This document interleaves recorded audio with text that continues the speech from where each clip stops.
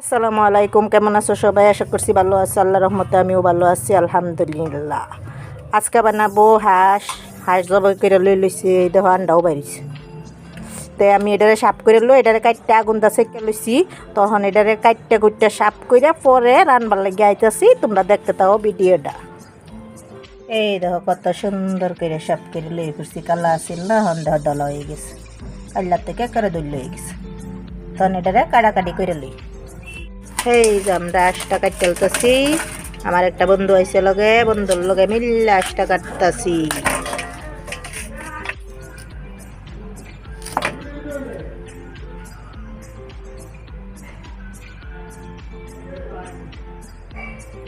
আমি এখানে মাংস লইছি অল্প, তো মশলাগুলি দিয়া লই। রসুন বাটা লইছি, আদা বাটা লইছি, এলাইচি লইছি 4টা, দিয়া দিতাছি সব এখানে এক লগে মাহাই লাইয়াম। মাহাই একবারে বানাই লাইয়াম। নিমখ স্বাদ মতন কেডা দিয়া দিলাম। 4-5টা পেঁয়াজ লইছি এখানে আমি। আদা এখন দিতাছি, আদা পরে দিয়াম।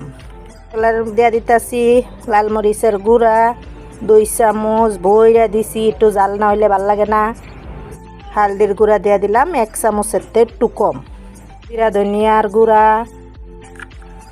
2 চামচ দিয়া দিলাম। সর তেল দিয়ে দিতেছি অল্প, পরে আবারই দিয়াম। সুন্দর করে এটারে মাহাইয়া লই। না এই মাহানির মধ্যেই স্বাদ, ভালো মতে মাহাই লই, সুন্দর মতে একদম মাহাইলছি। দেখো হন এটারে 10 মিনিট এইভাবে রেখে দিই।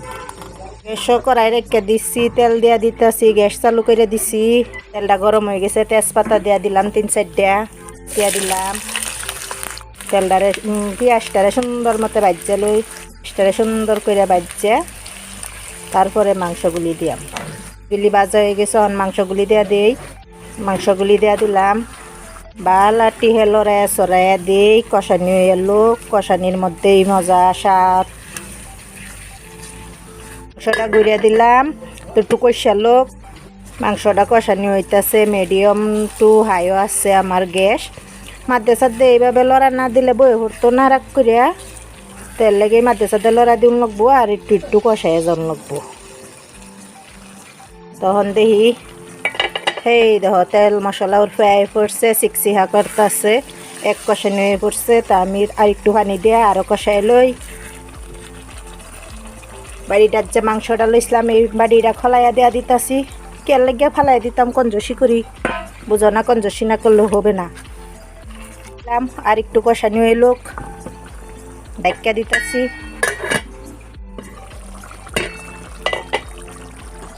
তোমার কষানিটা সুন্দর মতো হয়ে পড়ছে। তখন আবার আলু দিয়া দেম, আলু দিয়া বানাবো আমি।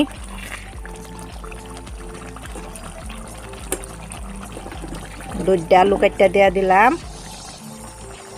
আলুর সঙ্গে মশলা একদম সুন্দর মতো কষালো, আলুর মধ্যেও যাতে মশলা ঢুকিয়া যা। এখন আর পানি চানি দিতাম না, এইভাবে কষালো। আলুর লগে আমার মাংসটা কষানি হয়ে পড়ছে। অল্প জল দিয়া দিতাছি পানি। তখন সুন্দর করে ওয়াইলই জ্বালাই লোক তরকারির মধ্যে। গরম মশলা হনাও দিছি না, এলাইচি দিছিলাম, দিয়াম আমি অল্প পরে।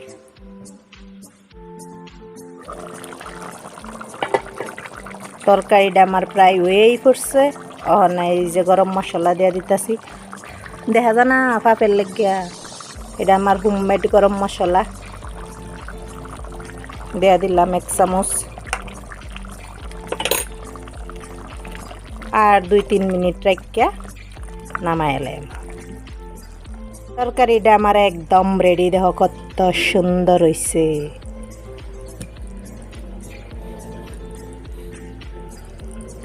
তখন দেখি আমার বন্ধুয়ে কি কয় খায়া। এই দেখো আমার তরকারিটা কত সুন্দর হয়েছে। তো কিরম লাগলো রেসিপিটা? যদি ভালো লাগছে like, share, comment and subscribe করবা। আমার সঙ্গে থাকবা, পাশে থাকবা। তো কত সুন্দর কালার আইছে। তখন দেখি আমার বন্ধুয়ে খায়া কি কমি। আজকে আমার বন্ধুর লেগে বানাইছি। বন্ধুরে তো দেখাই পারতাম না, কিন্তু তার কথাটি তো শুনতারবা। আমার বন্ধু খাইতেছে হানা ভাত, মাইতেছে মাইতেছে মাইতেছে। খায়া কইব তোমারে কিরম হইছে।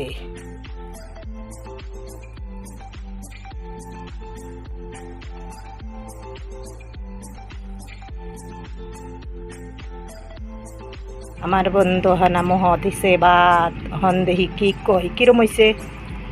বহুত স্বাদ হয়েছে। বহুত স্বাদ হয়েছে বলে, তো এইভাবে তোমরা বানাইতে পারো। দেখো এইছে, দেখো কেমন লাগলো ভিডিওটা। যদি ভালো লাগছে like share comment and subscribe করবো, আমার সঙ্গে থাকবো, আমার পাশে থাকবো। আজকার জন্য আল্লাহ হাফেজ। আবার নতুন রেসিপি লইয়া হাজির হয়ে যাই। সুস্থ থাকো, ভালো থাকো।